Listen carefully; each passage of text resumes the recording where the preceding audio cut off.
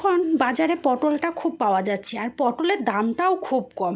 আর এই পটলের দাম কম বলে প্রত্যেক দিন পটল বাড়িতে নিয়ে আসলেই পটল একরকমভাবে রান্না করতেও ভালো লাগছে না। তো আমি আজকে ভাবলাম পটলটাকে অন্যভাবে রান্না করি। তো তার জন্য পটলটাকে ছোট ছোট করে কেটে মিক্সিং জারে দিয়ে ভালো করে পেস্ট করে নিলাম। তারপরে কড়াই বসিয়ে দিয়ে কড়াইয়ে সরিষার তেল দিয়ে কালো জিরে ফোড়ন, শুকনো লঙ্কা ফোড়ন দিলাম। তারপরে রসুন কুচি, পেঁয়াজ কুচি দিয়ে দিলাম। পেঁয়াজগুলোকে ছোট ছোট করে কুচি করে দিয়েছি। তারপর পেঁয়াজটা রসুনটা যখন একটু ভাজা হয়ে গেছে তখন ওই পটলের পেস্টটা দিয়ে দিলাম। পটলের পেস্টটা দিয়ে একটু নাড়াচাড়া করে নিলাম।